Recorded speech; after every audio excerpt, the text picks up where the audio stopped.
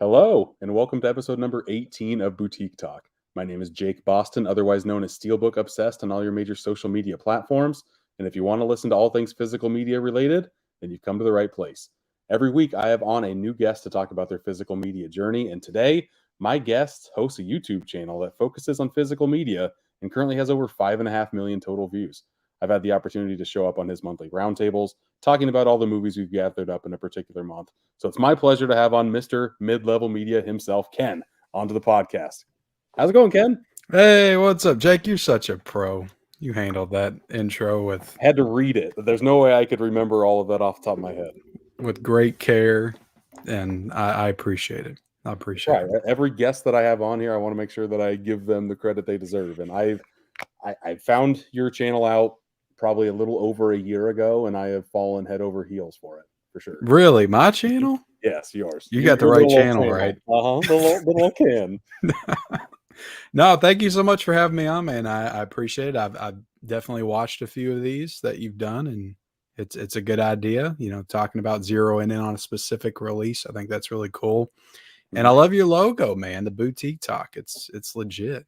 It's legit up Thankfully, I there. have a very talented friend that works in that Yeah. side of the. I love that. Adding all the different, logos from the labels. It's really cool. I knew I wanted just kind of like a ransom letter of boutique letters all over the place. Yeah. And I threw my little logo in. Yeah, I like it too. I like how it turned out.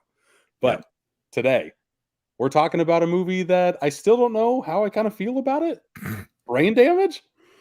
You know, this one reminded. I know you talked about this movie with. I think you talked about this with My Killer Podcast, Mel. But this reminded me a lot of. God, what's that? Blood Diner. Diner. Yeah. Just a little bit. It had that same like tone and vibe to it. Wasn't the same story, but the same kind of vibe. I feel Blood like Diner, I this think, is a movie. lot more crazy than this movie. We'll get into it. This is like the 80s were full of like say no to drugs PSAs. And this is like Yeah. the lenticular one that I'm only going to think of for now on because it has all my favorite things in it. It's got Yeah. puppets, it's got dirty puppets, it has like awesome practical effects. We'll talk more about it, but I enjoyed it more than I didn't. I'll say that. Yeah. Yeah. Mhm. Yeah. That was your first time watching, right? Yeah. Mine too. YouTube, and that's crazy. I anytime I have a guest on, I have them pick any movie they want. And Ken is just looking over at his shelf. He's like, I guess this one. Why not? People are picking like deep movies that they're deeply passionate about, nostalgic for, and I just pick something random. But I told you before I came on, like whenever I get an excuse to like watch something in my collection I haven't watched yet, I try to take it. So I consider that an opportunity to check something out I haven't seen. Right. And that's the main reason why I started this podcast. So other people could say, hey, you have this movie in your collection. Let's talk about it. Yeah. Yeah. But what I want to talk about right now is how you started collecting physical media in the first place. Do you remember what title, what like time frame in your life it was that you started just saying, hey, I like movies. Why not collect them? Yeah. I mean, I've always been into movies my whole life. And I always say that, back in the 90s, like in early 2000s, we didn't really call it collecting. It was just like you're buying movies that's like your only option. If you want to watch the movie that you like at home, besides a movie channel, but you're always beholden to like what time they're going to play it and everything. So if you want access to something to watch it anytime you want, you got to buy the physical copy. That's how it was for decades.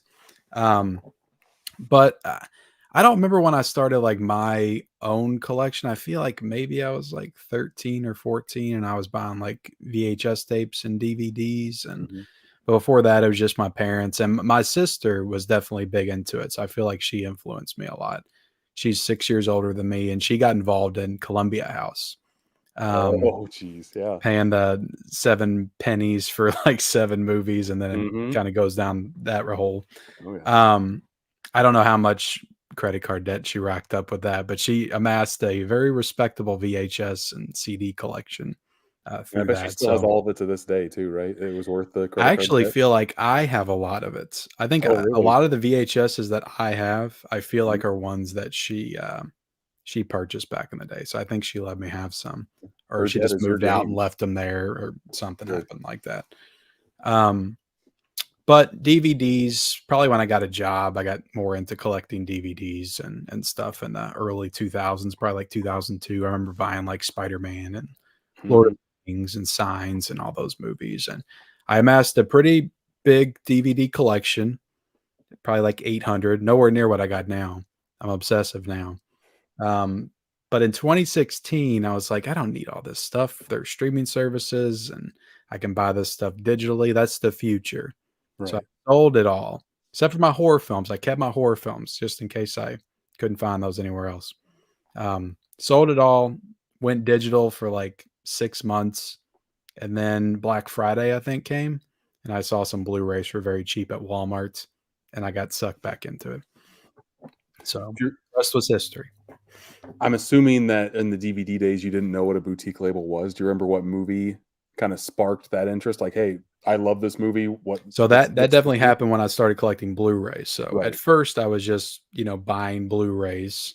And going back to DVDs, like Blu-ray came out in what, like 2006, 2007? So I didn't Yeah. have very many Blu-rays at all. Like I pretty much missed like the heyday of the Blu-ray era because I was still buying DVDs Mhm. up until I got back into it and said, well, if I'm going to get back into it, I'm not going to go back to DVDs. I'm going to start collecting Blu-rays because those are pretty cheap now. And then 4K came along and all that. But I mean, it was just because I went to Walmart, Target, and all those places, and I got into watching people, their content on YouTube, like Cool Duder and Durant Cinema, and they were going into Mhm. Best Buy, and I never went to Best Buy to get physical media. It was always like Walmart, Myers, Target, somewhere like that. And that's when I started learning about exclusives and things like that. And Walmart was actually where I discovered Scream Factory. I saw Silent Night, Deadly Night on the shelf, and I remember that movie from when I was a kid.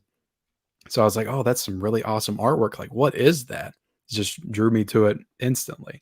Mhm. So I picked that up, and it was like $10, and it had the slipcover and everything.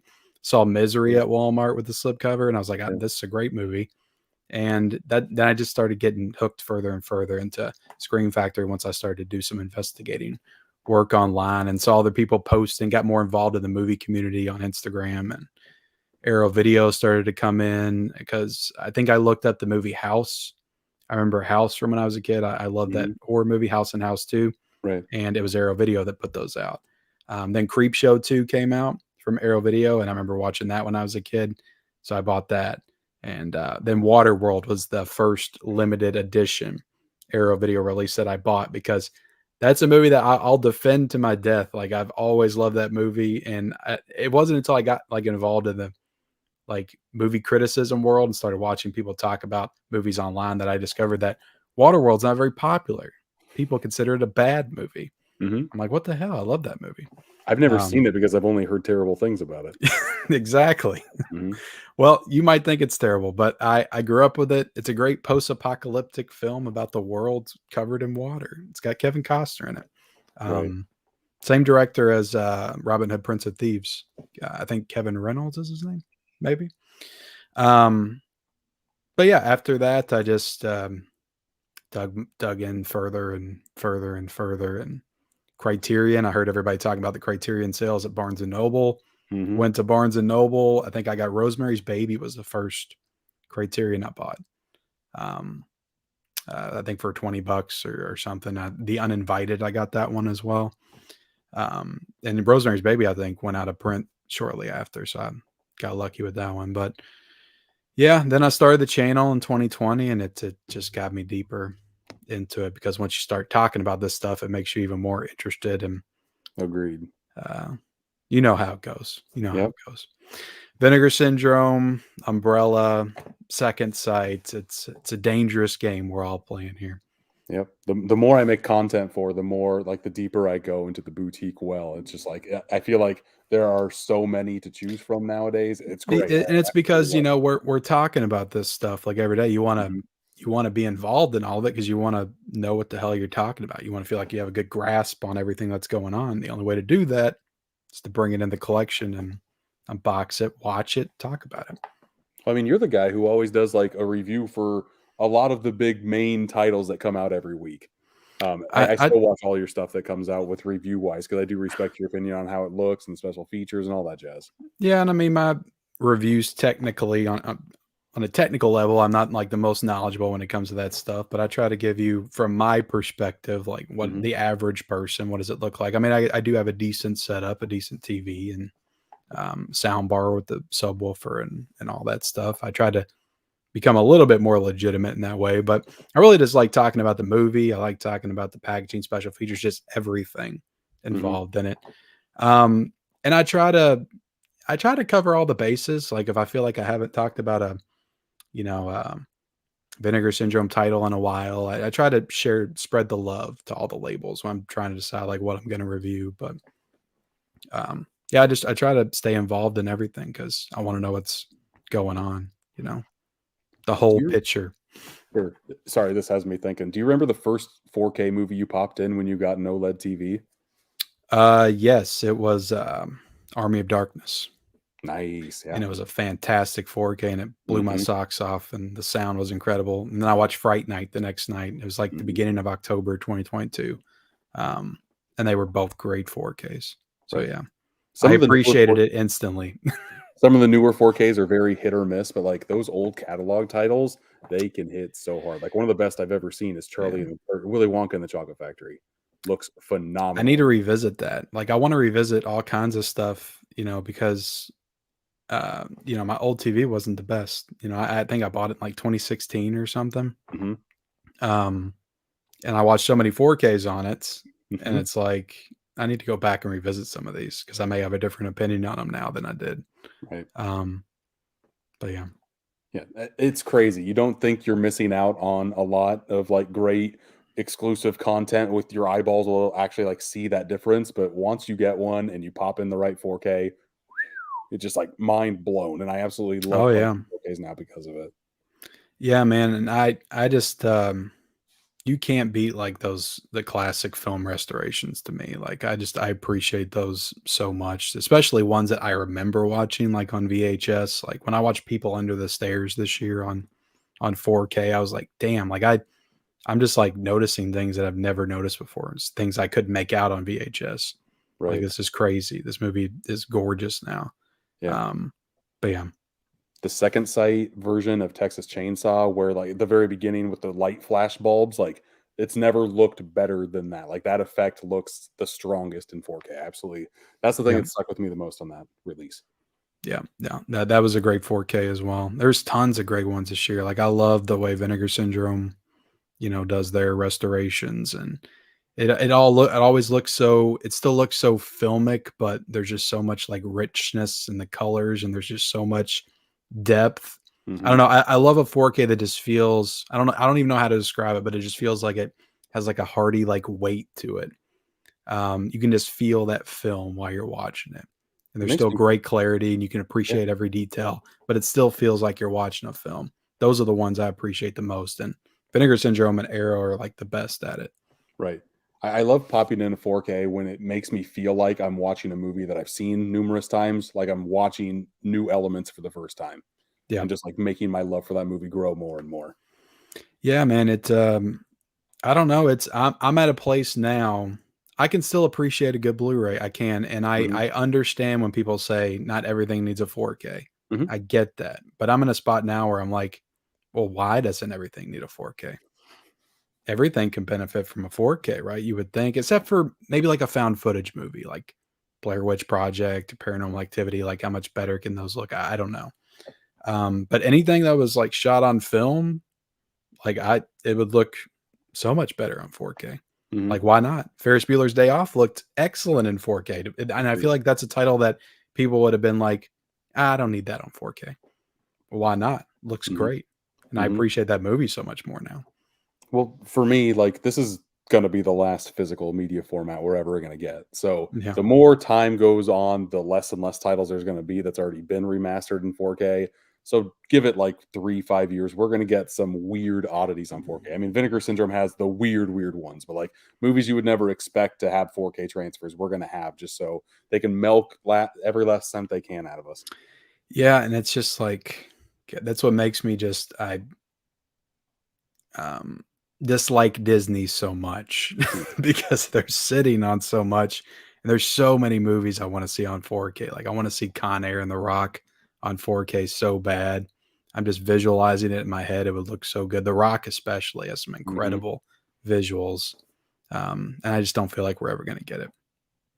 I would love if the rights fell back into Criterion because they had a DVD release of Yeah. The Rock and Armageddon. Yeah, Armageddon on 4K would be phenomenal.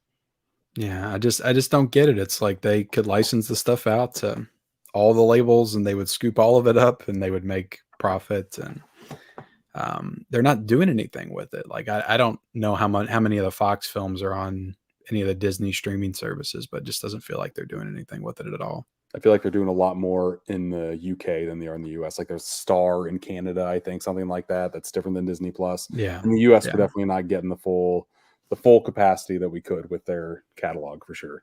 Yeah, definitely. But speaking of catalogs, the main label you wanted to talk about today was Arrow Video, and their catalog, I feel like in 2023, it had the strongest catalog they've released, and just as a whole, they have some very heavy hitter titles, some nice hidden gem ones that you could blind buy and absolutely fall in love with. Why'd you Yeah. choose to talk about Arrow Video? It's just it's one of the boutique labels. I'd say besides Scream Factory, but it's the boutique label I've definitely been involved with for the longest. And I feel like I've watched a lot of their releases, and I'm usually never disappointed with Arrow. I would say at this point they're probably my favorite boutique label. They always make a point to do incredible new special features, unless it's a 4K upgrade, but sometimes you'll find some new stuff on those as well. Hmm. Um, but and their transfers just always look excellent. Like the first 4K that really wowed me, I didn't even have my OLED yet, but I could still tell it was great, was Django on 4K. And I think that Oh, one came out good. in 2020. Hmm. Oh my God, it was incredible. Like that made me a believer in like Westerns and how great they could look on 4K. And now I just every time a Western gets announced for 4K, I'm like, hell yes, like that's gonna look great. But that's one of the best looking 4Ks I've ever seen since I've started watching 4K. Um, I don't know. They feel like they care. They great special features, great transfers, great packaging, Hmm. and I know sometimes they have some lows, but I feel like their highs make up for it. Like right now, we're in a little bit of a drought with Arrow, but they just had like 8 months where they were just knocking it out of the park, like one after the other, and they'll recalibrate and hopefully finish the year strong like they did Hmm. last year. They just came But out with Conan the Barbarian, Conan the Destroyer. yeah, I'd say from June of last year when they did the Empire of Screams box Yeah. set, Waterworld, Hmm. Mallrats, because before that they were. If people remember last year, like Arrow wasn't knocking it out of the park for the first few months either. But when they did the Empire Screams box set, it was like from then on all the way to January with the Conans, it was just like banger after banger after banger. All Hmm. the months were solid.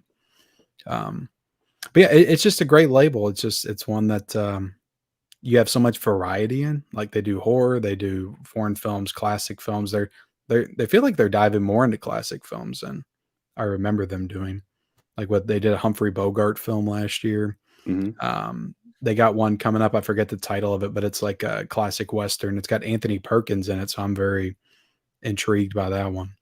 Um, but yeah, they're not afraid to go out of their comfort zone and, try different things like Witness on 4K. That's like a Oscar nominated movie. Right. They did that one, and you can't pin them down. I feel like you can't put them in a box. So Right. I I love talked Arrow. I talked to a witness with Huck, and he's in here now. Love the show, That all was that such a fun great stuff. release. That caught me way by surprise. Transfer was phenomenal. The movie was great, and I didn't really hear a lot of people talking about it. So I'm just glad Arrow Video re-released it to kind of spread the word on that movie again. Yeah. But then like titles like Barbarella, like that was such a fun movie. Sure. And but that looked amazing. Like it was such a great 4K too. And the features on that were great as well. Then the Warriors, like they were just I consider like the big three they did last year was like, the Chucky box set, the Hellraiser, the Psycho box set. Like those are the Hmm. ones that were really popping. Well, maybe not the Chucky. I feel like some people were down on that one, but Empire of Screams is a big one. Hmm. Hellraiser, Psycho. But they had Psychos. these big elaborate box sets. They had all these Hmm. incredible little smaller like box set releases and just all kinds of cool titles they were doing last year. Absolutely. And I love how they do the beefy box sets. They do steelbooks. Just their normal cases are just nice and thick. Like when it's sitting on the shelf, it looks nice, and you can't really say that with just your normal standard Blu-ray packaging. Everything they do, it just screams like they want you to collect every single title because it just looks so damn good. Yeah. I think because when you look back on Arrow Video's catalog, I haven't been collecting super heavy for Arrow Video like since they started or anything. But when you look back, they did a lot of horror films. I feel like they had a run of just like a lot of horror movies. Hmm. So I think a lot of people get disappointed now when they have a month without horror and they're not announcing like some elaborate horror box set or a horror movie on 4K. Um, I feel like some people get disappointed by that because I think Arrow kind of conditioned people that they were a horror label, and it's not really what they are. They do a variety of stuff. But I didn't even mention these two box sets that I loved. The Italian Western box sets, the Savage Gun and the Blood Money. Like these were Hmm. incredible. I love these kind of movies though. I love the spaghetti westerns. And whenever I get these, like I binge watch like all four of them in a row, and I just have the best time. So I want them to keep doing those releases. And there was news features, new commentaries on every single movie Mm. in that one, and such great value. And yeah, those were two really great box sets they did last year as well. Yeah, that's one thing to say about Arrow Video. Like their releases, I feel like they could charge more and people would buy them. That Psycho box set that I got, I want to say it was like 60, 65 Oh yeah, bucks. yeah, the prices are great. Insanely good. Yeah, it was. Yeah, it was 60, I think, to import that, and I think they were charging like 40 for some of their 4K box sets. Hmm. So, I mean, some of their like limited editions can get a little expensive, but compared to everybody else, like you buy a Scream Factory 4K off their website, it's going to cost you like $45. I remember I bought the 2 slipcover version of Creepshow, and it was like 56 bucks. It was Hmm. just an extra slipcover, 2 slipcovers and a sticker. I didn't get the pins and all that. Does Um, anybody get the pins? I I don't know if I've ever seen anybody show off No. pins. In this community, Somebody I out know there gets no them. people. Yes. So I don't know where all these pins are going. I like enamel pins, but I'm not going to pay an extra 40 bucks for them. That's for sure. Who gets the lobby cards for 70 bucks? It's insane. Somebody, otherwise they wouldn't make them anymore. I don't know. Yeah. Yeah, it's easy to crap on Scream Factory, but they did some really great work last year too that I felt Mhm. like went unnoticed. But yeah, Arrow Video is definitely the king right now, and the Conan releases were freaking outstanding. Like that was just like they could take a couple months off after those because that was just like some of the best work they've ever done. On Mhm. top of all the excellent work they did last year. Well, I feel like they more or less are taking some months off. I mean, February is a lot of re-releases. March didn't Hmm. really have anything for me. April, I think the highlight was Basket Case in 4K. So Yeah. I feel like they're kind of taking their approach they did last year, taking a breather part of the first half and hopefully putting the pedal to the metal the second half. Yeah, I'm excited to get my 5th copy of City of the Living Dead on 4K, the box set when it comes out, but Right. that's really all I'm, like, excited for at this point. I mean, I'm excited for Basket Case and some of their smaller titles, but I think they'll get back in the game and do some big stuff as Right. we progress. They're gonna blow our minds with something, I'm sure. Yeah. They always have something up their They gotta sleeve. make that money somehow, so they know Correct. what they gotta do. Hmm. I have a couple questions from people in the audience here. Let's see here. 4 favorite films. Infinite Character always likes to ask this question to every guest. It's kind of pretty much like Letterbox. Your 4 favorites. 4 favorite films? Yeah. Um, well, let me look what's on my letterbox right now. Yep.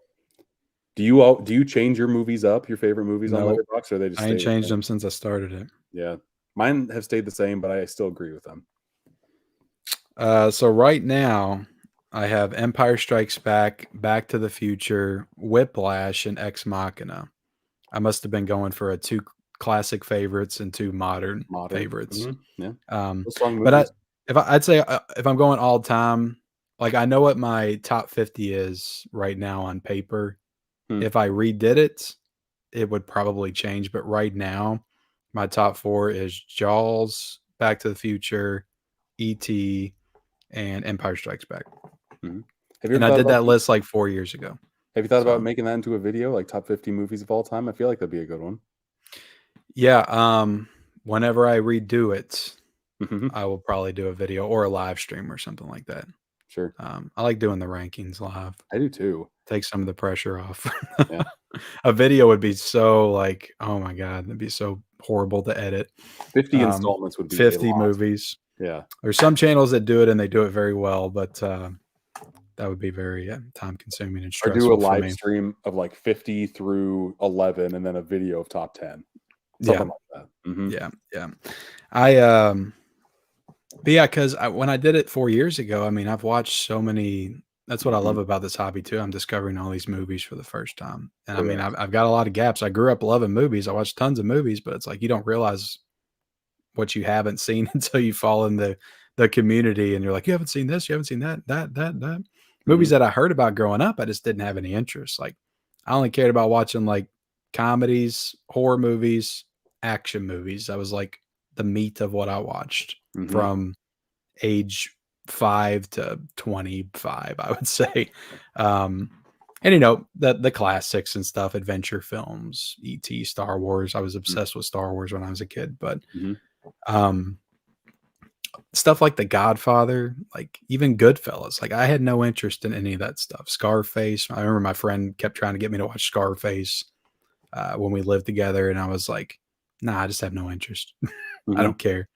Um, so yeah, but I feel like if I would have watched it back then, um, I wouldn't have appreciated it, and maybe it would have colored my opinion of the movie, like going forward, and Right. maybe I would have never revisited it because I just wouldn't have thought it was any good. So I feel like we discover the films when we need to, Mhm. sometimes.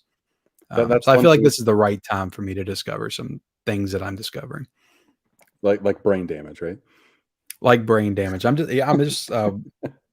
want that's what I love about this because I get to watch a movie like Brain Damage, and then tomorrow I've already watched it, but I can watch The Color Purple on 4K, and it's like Mhm. there's just so much variety, and I'm all about variety. Like I like all different types of movies and genres, and of course, like horror is very close to my heart. I'll always love that. But it's probably my favorite genre, but Mhm. I just love all different types of movies. It makes it hard sometimes, but I when love you're trying to watching decide, I love watching a movie like, I just recently rewatched Eternal Sunshine of the Spotless Mind, and I hadn't watched that since I was like 18, 19 years old. And just my mind frame from when I was a teenager to where I am now in my 30s, it's different. For me personally, I don't think it hits as hard as what it did when I was more like emotionally raw and single in my high school years. So I just yeah. like how time can change movies' effect on you. Yeah, it really can for sure. Like I'll watch some movies that I loved when I was a kid, and now I just think they're okay. They just don't hold up like they like I remember them. Mhm. So there's a Right. lot of those types of movies that might be in my top 50 just because when I did it, I was remembering my nostalgic opinion of them. Mhm. Um, but yeah, there would be a lot that would change. I'm Mhm. sure.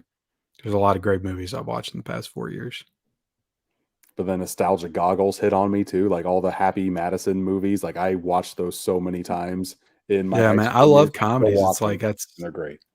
Adam Sandler stuff, Jim Carrey stuff. I got super into the Kevin Smith movies for I'd say probably most of my high school years, and Mhm. um, I've always loved comedy, but comedy's basically dead now. So you just don't get them like we used to. I'm hoping for a resurgence one day, but We there's talking still about some decent stuff. But we have Argyle coming out this weekend. is that Action supposed to be comedy. a comedy? I thought that was like a Action spy comedy. action adventure Yeah, or there's something. some comedy mixed in there too. That's the thing, like, there's no, like, straight dead set comedies. They're all on Netflix now.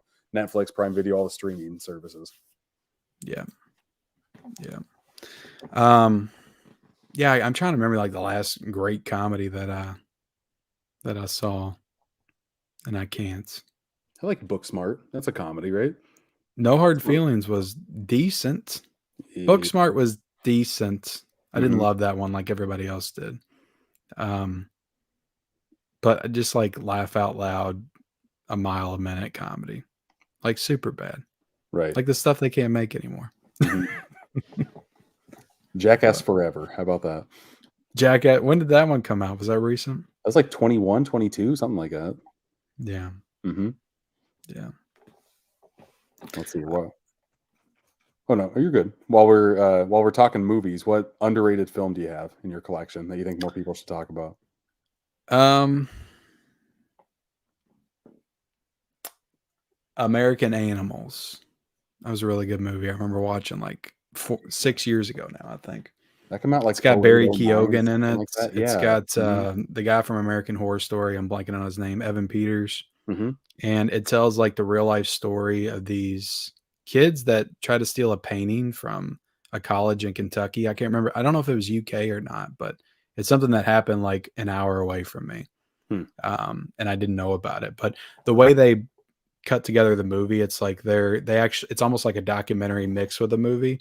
Mm-hmm. So you're seeing like a cinematic film, and then they're cut into like documentary style with the real life people that tried to take the painting. So it's a really like interesting and well done movie. If Hmm. you haven't seen American Animals, I highly recommend it.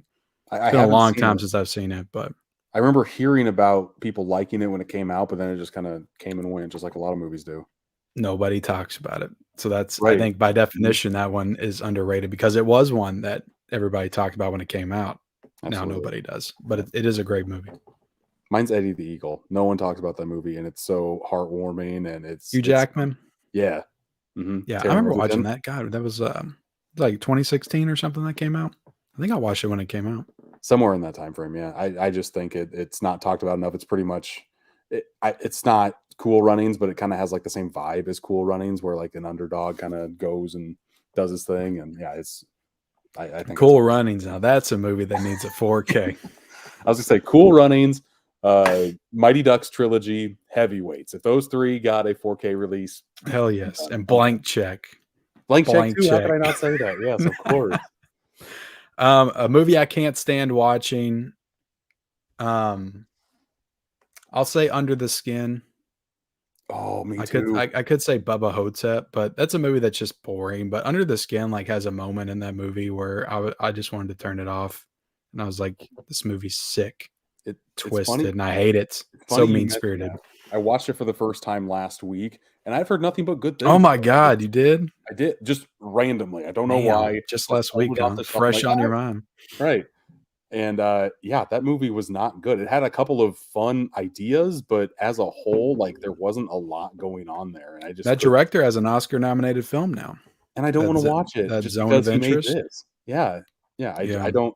And I've heard that movie is very boring too, and like the ending is like the thing that kind of hooks you in. I don't I'm know. convinced that people only say they like that movie because you see like half of Scarlett Johansson's boob in it. So that's all they I care about. guess It's like a right. glimpse. My 18-year-old self would definitely do Masterpiece, that. cinematic Right. Hmm. masterpiece. No, I hated that movie. Couldn't stand it. Couldn't stand it. Agreed. Also, what's your favorite steelbook? Do you have one? I have to ask that. Always gotta look back. I want to say American Psycho. I'll say American Psycho because That's good. I that's the one I won my Oscar off of.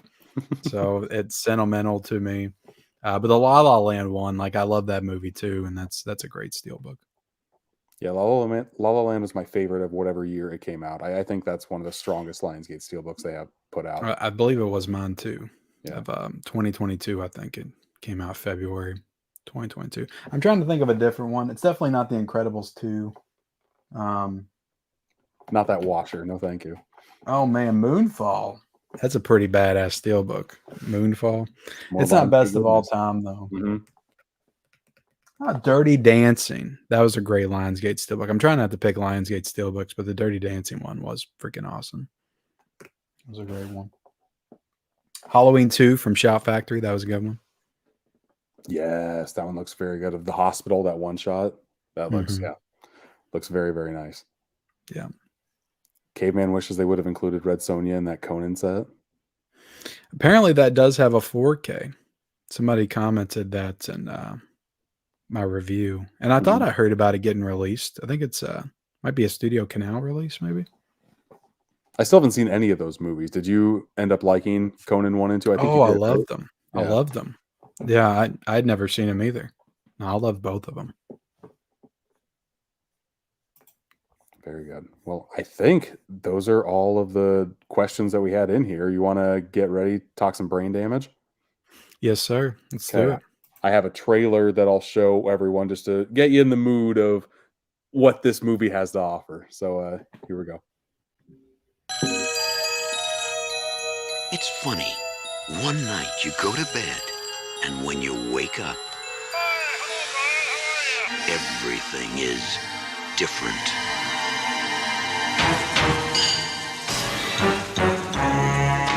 Now Brian's acting a little peculiar. He's like a completely different person. I don't even know him anymore. Something's gotten into him, Sometimes everything glows with a different kind of light. deep into him. What are you telling me? That we killed someone last night? Something bad, Attack me, Brian. Attack me. something slimy, What are you doing? something very, I know something's happened to you. very Hell is that? hungry. You can't keep killing people every time you're hungry. You're mine now, Brian. I own you. Gotta get out of here fast. Go where? You're a wreck, Brian. Leave me alone! Whenever you want to stop hurting, you come to me.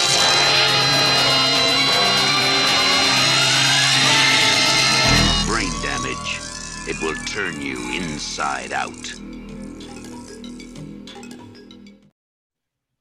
Brain damage. Now, did it turn you inside out as Uh, they promised? No, it didn't turn me anyway. If I had to say, I think this movie is fine, but it's low. The way it stretches a dollar really made me impressed. What did you think of the blowjob kill? We're going straight into this, huh? Oh my god! Not subtle in the least. Very creative. I will say that, and it stuck on it forever. Like it was just the same shot in 4 different angles. Took like a minute, 90 seconds from the screen time. That's for sure. Yeah. No, this was my first Frank Henenlotter film. Mm-hmm. And yeah, I enjoyed it. I enjoyed it. I got into its goofy tone, and I thought it was a lot of fun. I thought it was a lot of fun. If you enjoyed this, I have watched Frankenhooker and Basket Case in the last 6 months, so I am just like going down this guy's rabbit hole. I think this is the weakest one out of the 3. So if you like the tone of this movie, you'll like those 2 movies a lot more. This one is fine to me, but Yeah. and I like how it's the 80s was huge into like the say no to drugs PSA type of stuff. And this is like a full movie based on that. From what I've heard, the director was just getting sober from like not being on drugs and wrote the script based on like some of his experiences. It's wild. I love Yeah. it. No, it's I don't know. It's when the creature opens his mouth. What was his name? I forget his name. It's probably Elmer, on the back. right? Elmer, yeah. Mhm. He called him Elmer, but it was like Elmer Elmer, or something. That's how Elmer. you Mhm. pronounce it. When he opened his mouth and started like talking, just the voice, I was like, okay, I know exactly what movie this is going to be now. If I didn't catch that from the beginning. Mhm. But I do like how it gets right into it. Like it doesn't mess around. Like you meet the character as he's being infected. So you don't really have a lot of backstory. Well, first it taking starts over. with like 2 people who are like trying to get infected again, have to get their fix a little bit. Yeah, they're getting their fix. So Yeah. yeah. But it's like you don't know what it is yet. You haven't seen it. And Mhm. it disappears. What is it? You still don't see it. And then you meet the main character. And I'm like, oh, they're just getting right into it. There's no Mhm. backstory. There's no him finding him in an alleyway or something and having a conversation before he jumps on him. Although there are Just multiple instantaneous. alleyway scenes in this movie. My god. Multiple ones. I did watch the documentary on it, I did and too. the budget was extremely low on this one, so they didn't have a Mhm. lot of locations to shoot in. So that makes sense. But yeah, I enjoyed it. I do want to watch Frankenhooker, but I'm saving that for after I watch Poor Things because I've heard there's a strong comparison between those They two. are, yes. I would say a Yeah. great triple feature would be Poor Things, Barbie, Frankenhooker. They're all like very, very similar. Oh, Poor really? Things and Poor Barbie? Things and Barbie are like the exact same script, man. It's like Really? somebody from their own world branches out, sees Is a new world for the first time, changes how they are, and they adapt and go through and go into wonky situations. Is God, what's his name? The Hulk. Yes. Mark Ruffalo. Is he like the Ken character in the movie? Yes, because he is just full blown going for it. And I loved every minute he was on screen. I You heard will he's like great. cool things. I've heard This he's is great. probably my favorite Mark Ruffalo performance. I already know I'm gonna love it because I love that director. Like I've liked everything he's done. I like The Lobster, but I love Killing of a Sacred Deer and Have you seen Dogtooth? The Favorites. Now I haven't watched Dogtooth. I've got a story with Dogtooth, so I ordered it. I thought I was ordering the Blu-ray off of Amazon, No? Okay. and I accidentally got the DVD. I think it was Kino Lorber.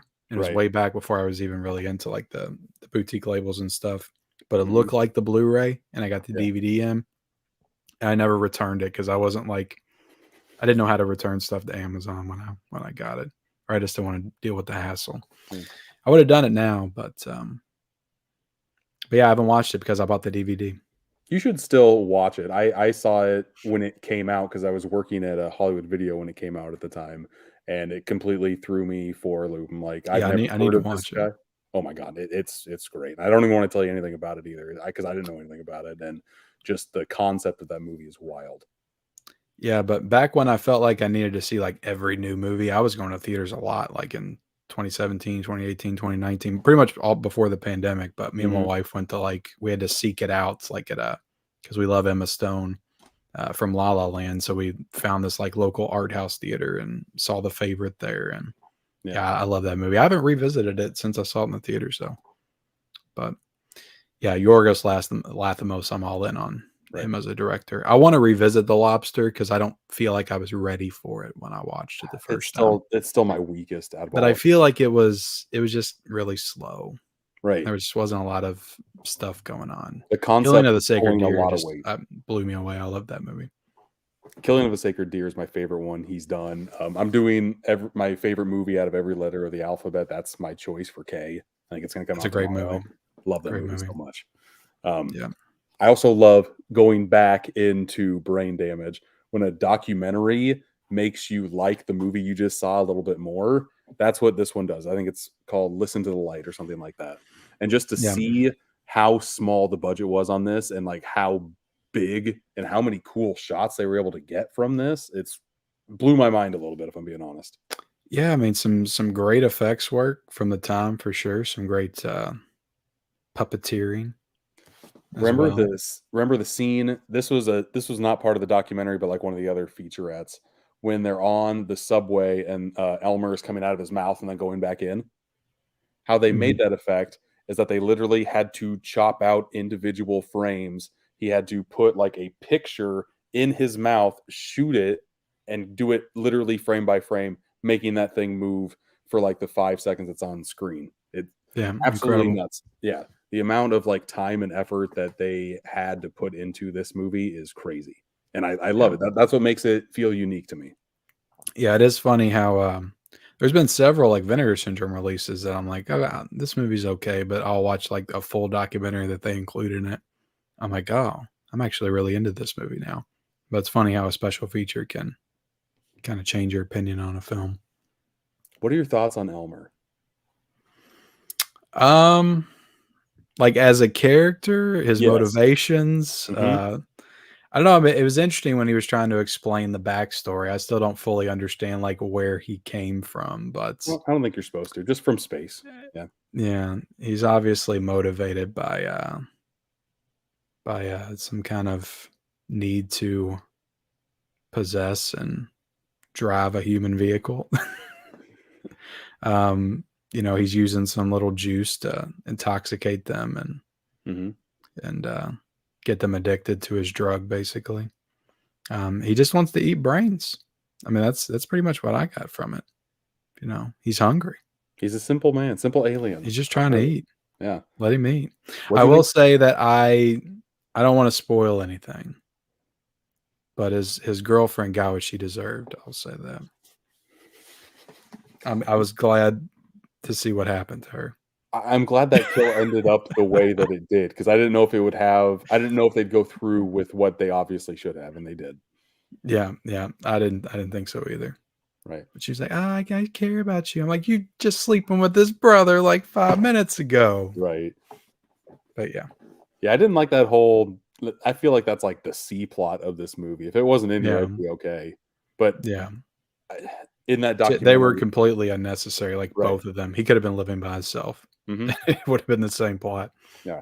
In the documentary, they said on the first draft when they cut everything together, it was only 65 minutes long. And the Hmm. movie is 86 minutes long. And you can tell there are multiple scenes to where like it is just dragged out for as long as humanly possible. Yeah, I would have appreciated a 70-minute brain I think I damage would for too. sure. Yeah. I appreciate short movies a lot because there's too many long ones. It stinks when an 86-minute movie feels like there's a lot of filler in here, which this Yeah. one totally does. I mean, keep all the angles of the blowjob death. Of course, you have to do that. That's just cinematic. I watched Jennifer 8 the other night, the new Scream Factor release, and it's 2 hours and 10 minutes. And it probably could have been told in an hour and 20 minutes. Mm-hmm. Very long, Right. unnecessary. The older I get, the less time I have to watch movies. So if it's a brisk like 90 minutes, I love seeing that when I look at the back of a package. Like, ooh, okay, less than 100 minutes, I am in. Sign me up. I won't fall asleep when I'm watching this. And that's sad, but I know that some people would be like, "What? I like a movie to be as long as it can." Like I love long movies. Probably don't have 2 kids and a family and full-time job and Correct. all the other stuff. I took Friday and Monday off just so I can kind of like play catch up on some of the movies, and I'm so excited. My goal is to watch like at least 8 movies in that time frame. Yeah, because we watched Killers of the Flower Moon Yeah. last week, or maybe it was 2 weeks ago now. But me and my wife was like, "Oh, this is 3.5 hours. That's a 2-nighter for sure. You're not getting that done in one night. No Right. way." Yeah, I'm glad I saw that movie in theaters when I did, and I saw it in one sitting because I feel like if I would have broke it up, I would have broke it up into 3 sittings. There's no doubt in my mind that's what would have happened, and I feel like I wouldn't have gotten what I should have from that movie for sure. Yeah, I felt like 'cause movies like that, it justified its length, I think, and Oppenheimer for sure does. That was still my favorite movie that came out last year, and I'm glad I forced myself to go to the theater to see that because I did not want to. I'm so against seeing like 3-hour movies in the theaters, but I was like, you know what? I want to see this damn movie in the theater. It's too much hype around it. That's a steelbook that I was lucky enough to get my hands on, and yet I have not watched it at home yet. Have you seen the transfer on that sucker? Yeah, and I watched it at home. I guess back in November when it came out. It's beautiful though. Yeah, it's beautiful. And it's got a freaking like 80-minute documentary in it as well. So That's right. To crack open. it was a and great watch, yeah. great documentary making of the movie. Mm-hmm. Yeah, it was my favorite movie of the year last year too, and I need to watch a documentary at least before the Oscars just to kind of refresh my brain on it a little bit. Yeah, I feel like it's a cool movie because I feel like that's one that usually like super popular movies, the conversation will turn on them. Mm-hmm. Be like, that movie's not good. That movie's overrated. I feel like with Oppenheimer, like at least the majority of the people I've heard talk about it, like everybody is like, yeah, that's my favorite movie. I feel like that's like the majority of people. Yeah, the second half of that movie kind of threw me for a loop. I didn't expect to have that type of movie in that movie. Yeah. And And I'm not a Nolan fanboy at all. Like I think not Interstellar, but Inception's a little overrated. But that's one that I'm willing to give another chance and go back and rewatch because maybe I wasn't ready for it when I watched it in like 2013. I rewatched all of Nolan's films before Oppenheimer, and Inception went down for me. I'm just like, this is kind of a convoluted mess. Yeah, it's so convoluted. I love Interstellar, I really do. But that's another one that I remember loving, and I haven't watched that since it came out, like 2014, 2015. So maybe my opinion on that would change. But that's the movie that I feel like one of the few films he's done that he really got into the characters and the emotional depth of the story. Like I feel like he's very short on that in most of his films. Mm-hmm. Is Dark Knight your favorite Batman movie? Or No. I love Heath Ledger. Like that's one of the best performances of the 21st century. But are you a Keaton? I go guy? pure nostalgia for Batman. It's Michael Keaton. It's Batman. Gotcha. Batman Returns. That's my Batman. Dark Knight was incredible. Like that was a great moment in time. Like I saw that in the theaters when it came out opening weekend, and it was such a hyped movie, and everybody was talking about it. It was a great moment to to live in. But I had some problems with that movie when it came out, though. I think it's too long. I think that boat scene at the end that it gets me every time. It's like you don't need all this stuff. Yeah. The Two-Face turn, like that, they just try to do too much. They tried to cram too much into it. I feel like it should have been a more streamlined, Joker Batman movie. They just try to cram so much into it at the last minute. Yeah, I go back and forth between the Dark Knight and the new Batman. I really like that, the Pattinson one. That came out. Yeah, that's one I'm not. I wasn't all in on either. Oh, really? I was into it until like after the Batmobile scene, and then I felt like it was a little slow and meandering, and the ending didn't really hit for me either. The Joker thing really seemed added in for sure. Yeah. But again, it was 3 hours. I saw it in the theaters. Mm-hmm. I have watched it at home, but I watched it up until the Batmobile scene. I'm like, this is what I love. This is the best part of this movie. Right. Yeah, I'm old school with Batman. It's Michael Keaton all the way. Pure nostalgia. I know, like, movie wise, the Batman and the Dark Knight are cinematic masterpieces, but it's Batman 1989 for sure. Hey Ken, have you noticed we haven't talked a lot about brain damage? What else you want to talk about? Brain damage? Well, I don't know. Did you notice the reversible cover arts? That's what I have on here. That's I'm pretty only damn going to cool. look at this now. This looks amazing. Do you do that? Do you always flip your cover art? Do you like that? I go with whatever one I like the best, because the original one, which I have for the thumbnail on this video, it's fine. But even though this doesn't really, to me, this isn't what the movie is about. This image is just badass. I love the way this one looks. Well, this is how I do it. If it doesn't have a slip, I do the newly commissioned artwork. But if it has a slip, I'll flip it, because then you have the best of both worlds. You have the new artwork on the cover, and you have the old poster art. Right. The slip I always flip. That you just have to. But when it doesn't have a slip, it's just whatever one I like the best. There's no rhyme or reason to it. It's my collection. I want to pull it out and be like, man, that artwork's awesome. Yeah, absolutely. Yeah. But honestly, with brain damage, there's not a lot to talk about. It is just like no, there's not. I feel like I didn't understand the assignment, because I feel like I was supposed to pick a movie that was very close to my heart that I could just talk about for hours, and I picked a stupid Frank Henlotter film from 1988. I don't think no budget. I don't think it's stupid. But look, I like the movie. Right. I did like the movie. There's some really good gore in the film that I enjoyed. The practical effects are awesome. The puppetry, when Elmer opens up his mouth and shows like all the different, like, tentacles and teeth he has in there, look very cool. There's a lot of really cool, like, psychedelic effects too, like when he's being drugged essentially. Or the very ending where like the light is coming out of his head, that looked awesome. Yeah, and speaking of how the Blu-ray looks, I thought this was a really nice Blu-ray. I mean, it's not even a 4K scan, I don't think. It's a 2K, I believe. Yeah, it's 2K. Mm-hmm. Yeah, I definitely think about that sometimes when I'm watching a Blu-ray that just looks really good. I'm like, would I buy the 4K if it came out?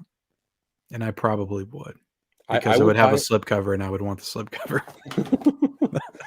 Honestly, I would buy a 4K of this movie just to see. I think it would look great. Shot. I mean, that last shot looked amazing to me in Blu-ray mode, with all of the lightning going on and like the light shining out of his head. That was just like a final, like, I've done a couple of videos where like movies that stay in my mind rent free type of thing. I kind of just want to do that for one of the clips, just because that's gonna stay in here. I love the way that sucker looks. Yeah. Very, very nice imagery in the film, and it looked great. I mean, I definitely get it, because there's some people that have brain damage on Blu-ray. If they did a 4K, they'd be like, I don't need to update that. It's just brain damage. And I get it. It's a nice Blu-ray. Mm-hmm. Looked really good. Back in the day, I enjoyed the film. I want to say Synapse Films came out with the DVD back in the day of Brain Damage. They might have. I'm completely blank on the DVD era of boutique labels. Because I collected them, but I wasn't buying stuff like that. Right. I had a very specific set of movies that I would rebuy, and I stuck to those most of the time. Comedies, sure, new horror movies. Halloween's, Friday the 13th, the movies I knew I loved. Mm-hmm.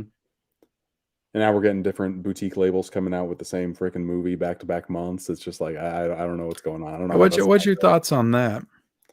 Are we getting to the point where we're gonna run out of stuff to put out? Is that what's going on? I hope not already. That would be terrible. Like, And it's totally not the boutique label's fault. They're just getting what they can. They're getting their hands on stuff that they can. right. Um, And I know sometimes it's just like different distribution rights, like some in the US. I know Yeah. that God, what Umbrella did one for Australia that also came out like a month earlier in the US. yeah, that's a lot of it. That's a lot of it. I mean, that's it's really on us. We don't have to buy all the editions. It's like they come out with a UK version, the US version, Mhm. Australia. We don't have to get all three. Yeah. But we For me, want it's it. whatever has the prettier packaging or the better special features, whatever one I like the most. Because I'm a big special features guy. I don't know about you, but whenever I'm done watching a movie, I want to I'm dig into as becoming much one content as I for can. sure. Yeah. I didn't. About 3 or 4 years ago, like I would maybe watch like one interview or something, and maybe like two now. But I find myself like really getting into them, and it's even harder to keep up with all this stuff now because after I'm done watching it, I'll try to watch all the special features. I'll be spending like 3 or 4 hours with the movie, depending on Right. how many special features they have. I'm a big letterbox guy, so whenever I can dig into special features and I can log the special feature, like this documentary is on Letterboxd. Oh, really? Yes, Damn. I always do that. See, I just did so that with can- Monster Squad, though. I know what you're talking about because I watched the Wolfman's Guide Nards documentary, and I Mhm. did log that on Letterboxd, but I didn't realize they had like that because this one's only like what 45 minutes or something. No, it's like 70 minutes. Is it? Yeah, Maybe you're right. it's a long Okay, one. cool. Yeah, I'm gonna log that. Thanks for telling me that. You That's should an extra movie. absolutely. I might get to 40 before the end of the month.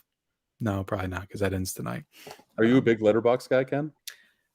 I would say I'm a big Letterbox guy, but I try to use it more as a tool for logging Me too. movies, just so I can reference it and go back because it helps a lot. I was trying to figure out like how many movies I watched from each decade last year Mhm. because it was one of my goals, and it was very helpful Yeah. in figuring that out.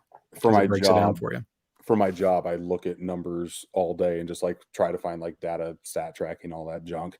And Letterbox is able to let me do that with movies, like with what I would do for my hobby. Yeah, I'm doing that every day of the week. I log everything I possibly can on Now that thing. this year, I don't know how long I'll keep up with it, but I have been trying to write at least some kind of review, whether it's really Yeah, short or a I do too. paragraph or a couple paragraphs. I'm trying to write some thoughts on it. Hmm.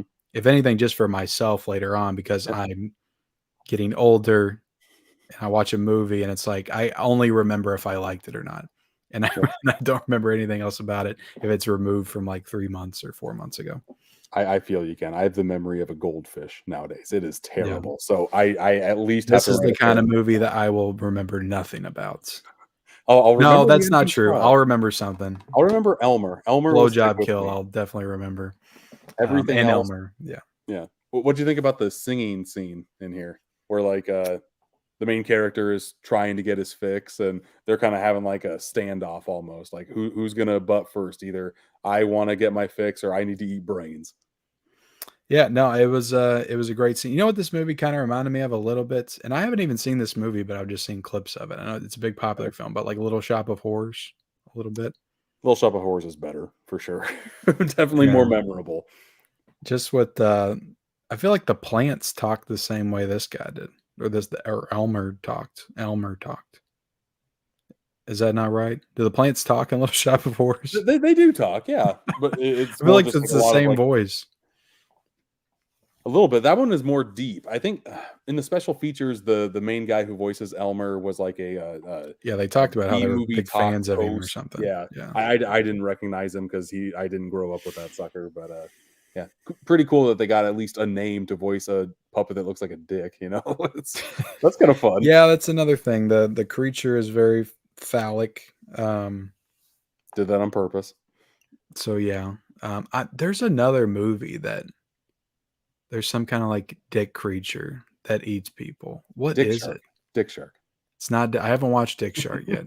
I have it. Thankfully, somebody sent it to me. No, there is a movie though with like a penis that eats people, and I don't know what the hell movie it is, but I'm visualizing it in my head.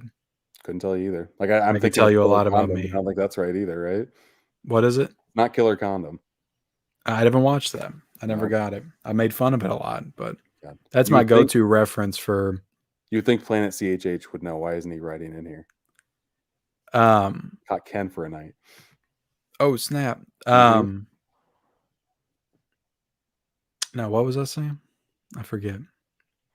Dick. Dick Demon. Uh-huh. I don't know what I just remember there being like a penis monster that eats people. No, I was talking about Killer Condom. Yeah, I like to reference that when I make fun of what Vinegar Syndrome puts out. Right. The kind of movies they put out. Yes. And it definitely does sound like a trauma. Rabid grannies, Killer Condom, all the junk. I watched Blades, and I thought I was really going to like Blades because that's pretty much just a Jaws ripoff, but with a killer lawnmower on a golf course. Oh, don't tell me it's bad. I haven't watched that one yet. I was excited to watch that. I didn't like it, and I was very pumped to watch it, but no, didn't hit. I'm definitely going to pump the brakes on Vinegar Syndrome a little bit because I went nuts last year, and I know you did too when they started having all their sales. And it's like I still have so much back there I haven't watched yet, I feel and I'm less enchanted by them this year. I feel like they put a spell on me last year. You and I are the same. Last January for their 10th anniversary, they had a lot of movies that were $10. Like they had that sale, and I probably bought 40 movies from that sale. Yeah. So half the ones that I have, I got for $10. And for $10, the movies, fine, whatever. I will blind buy for days. But then I watch them, and I'm like, oh shit. I think whenever I watch a movie and I don't like it, I will sell it. And I think I've only kept 2 of the movies out of like the 8 or 10 that I've watched. Yeah. Oh, so you actually sell. I do. I just, can't bring just myself because to do it. It doesn't make any sense for me just to keep it on the shelf if I'm never Yeah. going to watch it again.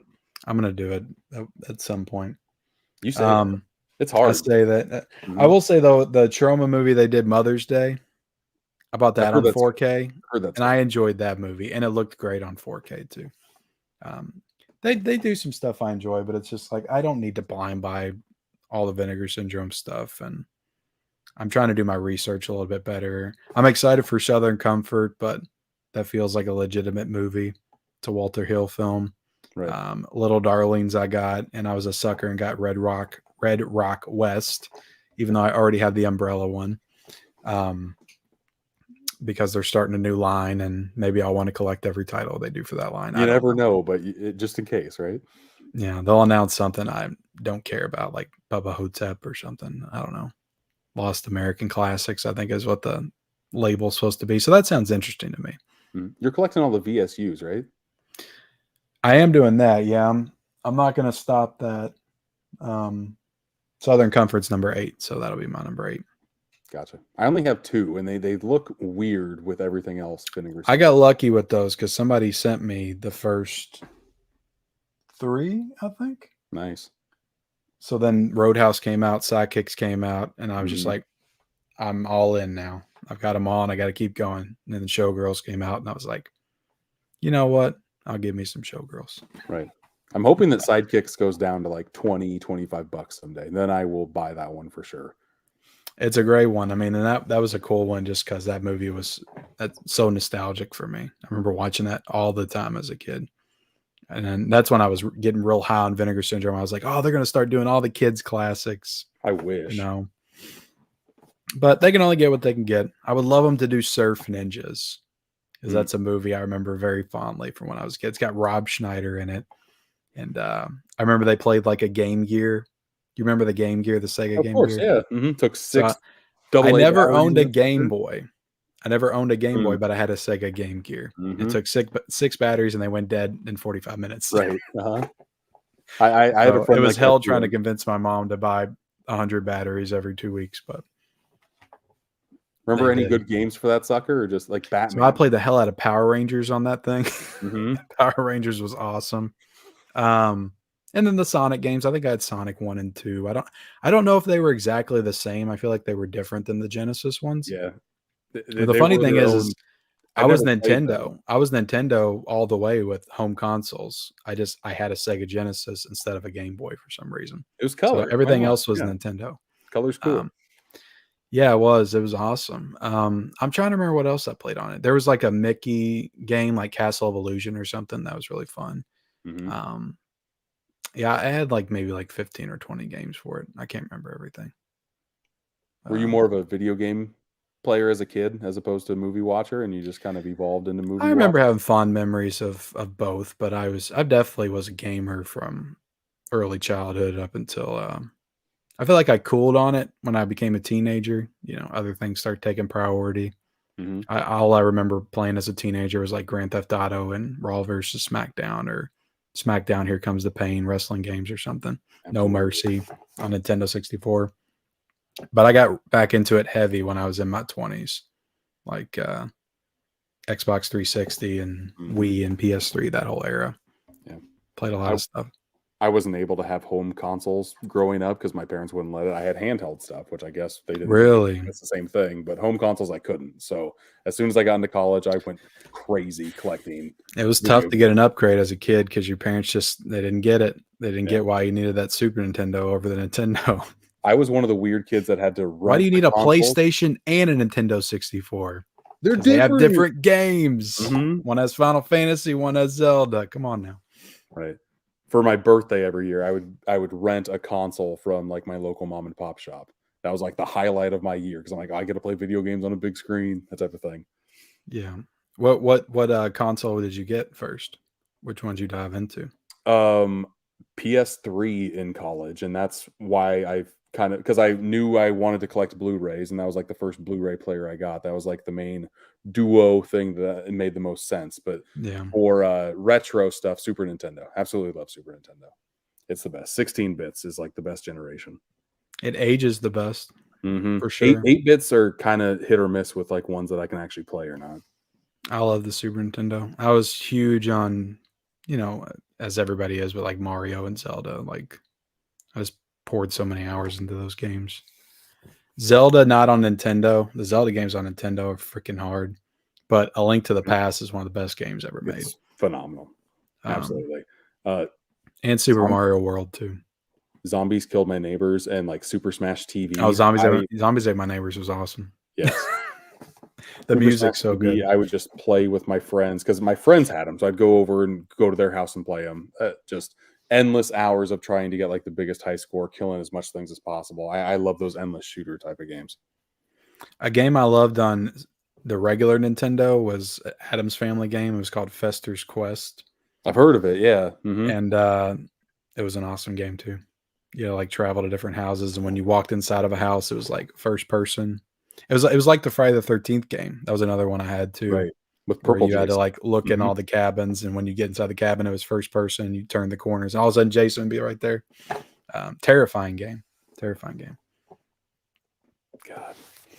I could talk video games for a long time. I don't know if we want to do this or not, Ken. You're gonna have to start another video game podcast. I every time I talk about games, it's just like I just want a game. Screw Mhm. these movies for like 3 months. Let me get back into gaming for a little Right. bit. I bought But Spider-Man 2 when it came out, and I haven't put it in yet just because I've been it's busy with just other no things. time. I There's know. there's no time. And that's one of the reasons why I transition into watching movies more and got out of video games because they were just too time consuming. And Mhm. once you have kids and they start growing up and you just run out of time for that stuff. But you still want to experience like stories and that kind of stuff. So you get back into movies and Correct. stuff you can watch, with the spouse and enjoy. You and I align on a lot of different things in life. I will I say mean, that. my wife and I used to play games together. We did, mostly before we had kids, because after kids, they want to jump in and play, and they won't let you play together anymore. Right. We But used to now play the Rayman Legends games. yeah, those Have are you ever played? fun. Those are Great fun. 2D Little Big platformers. Planet, we played together. The Mario games, all those on the Wii, we played together. And now I have to keep on playing all of those games with not even with my kids because they're still trying to figure out how to play them. I have an 8 and a 5-year-old, and my 5-year-old wants me to play video games every single second of the day because she loves watching me play video games. Yeah, But I can that's only play cool. like kiddie stuff with her, and I want to play like more like adult games, like the mature stuff. Man, my kids are they're just stuck on Minecraft, Roblox, and Fortnite. That's yeah. And My they're kids are always huge into playing one of Roblox. those 3 games. Mm-hmm. And I get it, like Roblox is like has everything. It's like all Mhm. user created content. Right. But I just can't get into it. Do your kids ever come down and pick movies from your shelf, or could they care less? They could care less. Every now and then, my daughter will come in here and look around, but she has no interest. Um, my son really doesn't, but my daughter, I'll buy her some Blu-rays of like some movies she likes. Like she wanted me to get her Megan. Mhm. She just turned 9, by the way, so she probably shouldn't be having Megan. But Five Nights at Freddy's she wanted, so I bought her that, and she has like a little collection in her room. So That's I'm nice. hoping that she gets into that kind of stuff. Right. We have a Friday movie night, and half the time they'll want to watch stuff that's on streaming. Half the time they'll want to come down here. They don't care about picture quality in the least right now. They just want to watch stuff. So Yeah. it's always nice when they pick something on the shelf because I'm like, yes, finally, let's go pop this in. Because I try to push the special features on them too, like all of the Leica 4Ks that came out with those steelbooks, like the Paranorman, Kubo and the Two Strings. They Yeah. really enjoyed seeing how that process was made. That was like one of the best experiences that I had, like trying to kind of show them how movies are made almost, and they fell in love with it. So that was great. Yeah. Yeah. Great stuff for sure. Sure. Cool, man. I think Yeah, no, I was trying to think of what I was going to say. Coraline was a really big movie in this house when my daughter was like 2 or 3. I probably watched that movie like 20 or 25 times. It still makes me feel uneasy every time I watch it. It's a great movie. I love Yeah. it, but it has such like an eerie atmosphere and vibe to it. Yeah. The ending scared my youngest a little bit too My much. daughter was watching that when she was like 3 or 4. She loved Yeah. it. She wanted to watch it all the time. That's kind of why I All the dug time. into like, hey, this is how it was made. It's not real. Just they make Yeah. it with hands and stuff. Like it's handmade stuff. They move it and just like, yeah. And that helped her feel a little bit more at ease with it for sure. Paranorman though, Paranorman doesn't get talked about enough. Paranorman's fantastic. I know I've seen it, but I remember nothing about it. Well, you should rewatch it. It's great. I should. I don't even know if I have it. I got Coraline. I don't know if I bought. I feel like I bought another one of those Mhm. when they came out with the Leica stuff. But they made me mad because they did the Blu-rays and then they did the 4Ks like 6 months later. And I'm like, you know what? Everybody's saying Coraline's one of the best 4Ks ever, Mhm. but I just bought the freaking Blu-ray and that looked amazing. So I didn't upgrade. I did. What do you think? What do you think have the best 4K transfers that you've seen? Would it be like a black and white movie, a classic movie, an animated movie? Have you seen like one genre that kind of sticks out to you?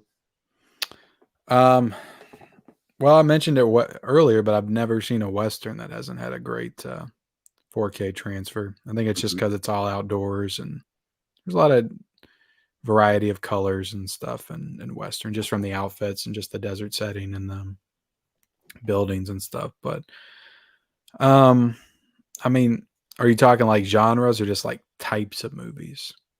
Like black I and would go white color? types. The reason that came into my head is because we were talking about animated movies. I don't think I've seen an animated 4K that hasn't looked phenomenal. Like Yeah. one of the best 4K transfers I've seen is that Puss in Boots: The Last Wish. Oh my god, See, I didn't watch it on disc. I watched it on streaming on 4K. It that did look melt amazing, but it was on streaming. it looked phenomenal. Like I was just drooling the entire time I was watching that thing. Yeah, black and white though really blows me away. Mhm. A lot. The Maltese Falcon looked great. I'm trying to think. Oh, the Night of the Hunter was a phenomenal 4K. Trying to think of the ones I put on my top 15 4Ks. Raging Bull was pretty good from Criterion. Raging Bull was incredible. Yeah, black Mhm. and white is another one that I don't feel like I've seen a bad black and white 4K. Right.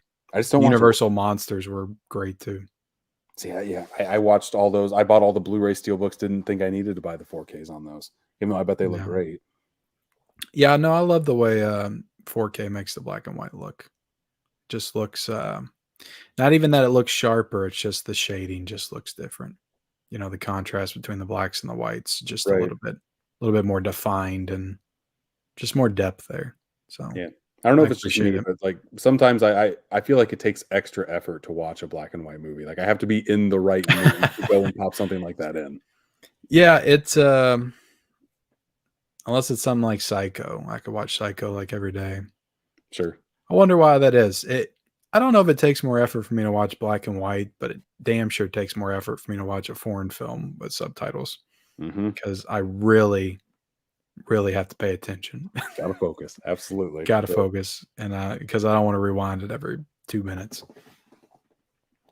Yep, yeah. Well, I think we're done with brain damage, don't you think? Like I don't think there's Do anything you have anything else you want to that's say fun. about the sound? Was amazing. Do you have a good sound setup in your house? I have. I just have the sound bar Yeah, I don't have the best. supposed to simulate the 7.1 Dolby Atmos, Mhm. which sometimes I'll be listening to it when it's got a really good, sound. The movie's got a good sound setup, like a 7.1, and there'll be like Mhm. some rain, and I feel like I hear it around me. Hmm. But I got the subwoofer, so if the Mhm. bass is kicking in on the score or the soundtrack, I feel it. So, but it's like I don't know. I want to get like a more legitimate setup, but I just don't know how often I would use it. Because it's like I watch a lot of movies at night, Mhm. and it's like when everybody's asleep, and my Right. wife yells at me to turn it down now. Mhm. Like, and I've got it up on like 12 or 13. So, My TV has a Bluetooth mode activated in there, so I put my AirPod Pros in and listen to stuff. Where I okay. crank that sucker up, it So sounds that's what I great. need. That's what It I need sounds to great, do. man. That's Yeah. what I need to do. But yeah, it's like if I'm reviewing something and I know that the sound, I really need to pay attention to the sound. Like I'll try to watch it during the day, and I'll just be like, "Hey, you're just gonna have to deal with it." I'm watching Face Off on 4K. Um, Let me crank this sucker up. Mhm. Um, but most of the time, at night I'm watching some horror movie or a Absolutely. movie that doesn't really require the sound as much. Stuff you can't watch with the kiddos is my main thing. Yeah, yeah. Something you don't want to have them walk in on you watching. Even though we watched like the entire series of Game of Thrones while my kids were growing up. Really? Yeah. And daughter would come out and be like, "What's going on the screen?" See, I can't watch any of that. I feel like if they see something they're not supposed to, it's gonna scare them for life. So I'm always just like I have the remote in one hand, especially if I'm watching stuff upstairs with my wife in the room. They can just walk in at any moment. Yeah. I'm always just like quick draw McGraw ready, like press pause or power on it if something gross is on there. Yeah, it's like I don't know, it's always been tough. It's been tough. I think I was watching It or something when my daughter was like 3 and she Mhm. was like really she's always like been into spooky stuff. Um but yeah, somebody got killed and I had to like cover her eyes real quick. My wife and I were watching Saltburn, and they came in randomly. Thank God it wasn't for like one of the fucking where he's doing anything weird. But yeah, just Yeah. you never know with kids, and they're always quiet whenever they come in the room, man. Yeah. Got them It's for tough. kids. It's Mhm. tough. Well, cool. Um, I think that about does it for tonight. At the end of every episode, I like to kind of tease who's going to be on the next episode. I'm And excited to hear. next week, my guest is going to be someone that I talk to frequently and another steelbook lover. That's why we are going to kind of go hog wild and share our premium steelbooks. I'm going to have Oh, there you Joey go. from Steel Raising 4Ks. He's got way more than I do. I'm going to talk about my favorites. He's going to grab some of his favorites. I feel like premium steelbooks don't get talked enough because they're kind of confusing on where to buy them, super expensive. So there's not a lot It's of too people that much for buy a me. lot of them. Yeah. I always say I like steelbooks, but I don't like steelbooks like that What's wrong with premium steelbooks? to be upgrading premium. I don't know. I like my steelbooks cheap, I guess. Sure. I like steelbooks, but only if I can get them for a fair price. I'll shell out some money for a box set, Hmm. but when it comes to a steelbook, it's like I'm not gonna spend an insane amount of money for that. When I first started collecting premiums, I told myself I'm only going to get premiums for the movies I absolutely love.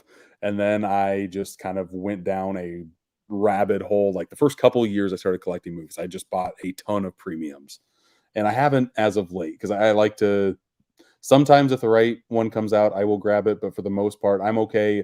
I'm running out of space. So premiums take up a lot of space, Yeah. shelf space that I just don't really have anymore. So the ones that I have are great, but I don't know if I I can see pick the up stuff on that he shares, and it's like I don't even know what a group buy is and all that stuff. And to be honest, I don't want to know because I feel like if I fall into that world, it'll tempt me to want to buy some of it, and I don't even want to get involved at this point. A Well, one then, click. I don't even. Somebody tried to explain to me what a one click was for like 20 huh? minutes. I I can still tell don't you. know what it is. I still don't have any idea what it is. Well, then don't listen to the next episode of Boutique Talk, Ken. No, I'll listen to it, but I won't know what the hell's going on or what you guys are even talking about. I, Um, he, I I, appre I was almost done with steelbooks. Like I was just like, I'm spending too much money on this crap. I don't need it. I don't Mhm. even like them that much. You know, they're they're very delicate. I'm always scared I'm going to scratch it. Mhm. But then Lionsgate came around and started doing the slip covers, and it just drew me back in. The Slipcovers are steelbooks. amazing. Yes. Yeah. And I don't know why they haven't happened sooner. I'm glad that other companies are branching out and doing slipcovers as well. Just hopefully in the future, the majority of main studio steelbook releases will have the slipcovers because I absolutely love them, especially when they add new artwork on there when you slip them on. Yeah. What's not to love? There's nothing not to love. That's what's not to love. Nothing. Exactly. Nothing. Well, thanks again, Ken, for coming on here. Do you have anything to plug while we're on here before we go? You can come subscribe to my channel, Mid-Level Media. I do content on there pretty much every day, reviewing 4Ks, talking about upcoming releases, trying to keep people informed. Pretty much what I do. So Yeah. come subscribe. His YouTube link is in the description below. If you're not following him, everybody follows you, man. If you're in the There's physical somebody media out there. community on YouTube, you need to be following Ken. He's one of like the There's main probably voices that at least I follow. Yeah, I appreciate it, man. I appreciate you having me on for the Boutique Talk episode 18. It was a fun Absolutely. time. Yeah. Gave me an excuse to watch one of my unwatched movies on the shelf, so that's always Yep. an important thing too. I don't to know about do. you. I'm at like a 60-40 split right now of movies I've seen in my collection as opposed to not. 60% you've seen? Yeah, I track it on the My Movies app that uses I like don't even want to Blu-ray.com. think about what mine would be. The older I get, like the more blind buys I That's go good to. though for your collection. Like you got a really sizable collection. Blu-rays and 4Ks, I have about like 2,500. So I think seeing 60% of those movies is pretty good. And yeah, like I said, the next couple of days, this year, I'm just trying to watch as many as I possibly can. How many movies you usually get to in a month? Depends. Like right now, on Letterboxd, I'm trying to put one review up a day, and I'm going to see how long that lasts for. I'd like to go for at least 5 to 7 movies a week if I can cram them in. It gets hard. I Yeah. do the majority of my watching on the weekends for sure. I was trying to just go for 40 a month this year. That's still a lot, though. Just man. really cram it in because last Mhm. year I feel like I slacked off a little bit and got 20, 25 some months, but December I hit 50. I got 50 I watched, wish. and I was like, you know what? If I can do 50, and I was pretty busy in December, I was like, I can do 40 at least every month. But I have a 9 to 5. special It takes features way get too you. much But time. now that you told me to log those documentaries, It I'm gonna start counts. doing that. It counts, Ken. I'm gonna start Absolutely. doing that. Yeah, that helps my numbers pad a little bit for sure. Yeah. Well, very good. This is, like you said, this has been episode number 18 of Boutique Talk. Thanks everybody for listening. And until next time, I'll see you.